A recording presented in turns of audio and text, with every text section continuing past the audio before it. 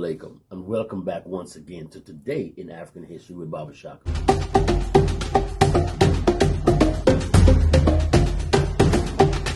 Baba Shaka, and today is March 13th, 2021.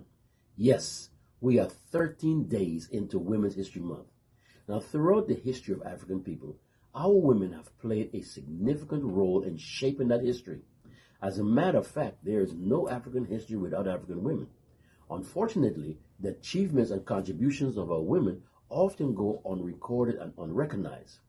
Women's History Month should not be the only month that we learn about the achievements and contributions of our women, but rather it should be the month that we discuss and share what we have learned over the years.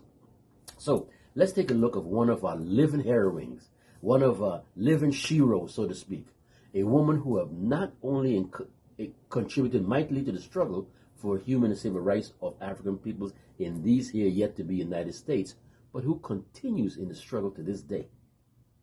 Civil rights activist Dorie Ladner was born on June 28, 1942 in Hattiesburg, Mississippi. As an adolescent, she became involved in the NAACP youth chapter where Clyde Kennard served as advisor. Miss Ladner got involved in the civil rights movement and wanted to be an activist after hearing about the murder of young Emmett Till. Now, after graduating from Earl Trevelyan High School as salutatorian alongside her sister Joyce Ladner, she went on to enroll at Jackson State University. Dedicated to the fight for civil rights during their freshman year at Jackson State, she and her sister attended state NAACP meetings with Medgar Evers and Eileen Beard. That same year, Miss Ladner was expelled from Jackson State for participating in a protest against the jailing of 9 students from Tougaloo College, known as the Tougaloo Nine. In 1961, Miss Ladner enrolled at Tougaloo College, where she became engaged with the Freedom Riders. Now, during the early 1960s, racial hostility in the South caused Miss Ladner to drop out of school 3 times to join the Student Nonviolent Coordinator Committee, or SNCC. In 1962, she was arrested along with Charles Bracey, a Tougaloo College student, for attempting to integrate the Woolworths lunch counter. She joined with SNCC project director Robert Moses and others from SNCC and the Congress of Racial Equality, or CORE, to register disenfranchised black voters and integrate public accommodations. Miss Ladner's civil rights work was exemplified when she became one of the founding members of the Council of Federated Organization, known as COFO, in Clarksdale, Mississippi, which included the NAACP, CORE, SNCC, and the SCLC. Then in 1964, Miss Ladner became a key organizer in the Freedom Summer Project, sponsored by COFO. Throughout her years of working with SNCC, she served on the front line of the civil rights movement in various capacities.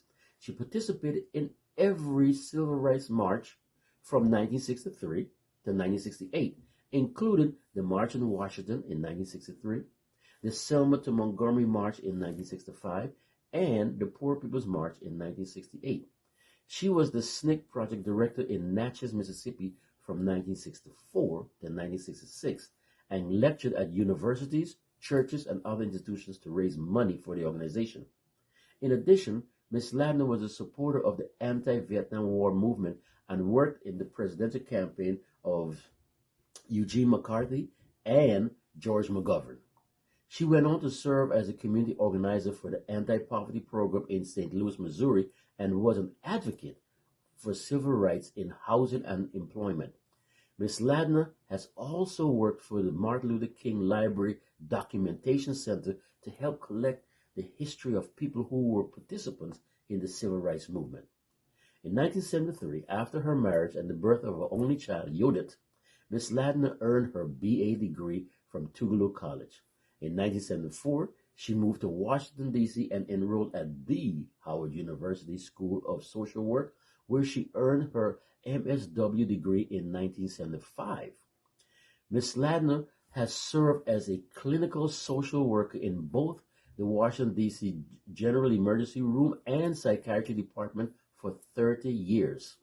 Since her retirement, she has continued to work as a social activist by participating in genealogical research, public speaking, and anti-war activities such as marches against the war in Iraq and so on, and volunteering in the presidential campaigns of Barack Obama.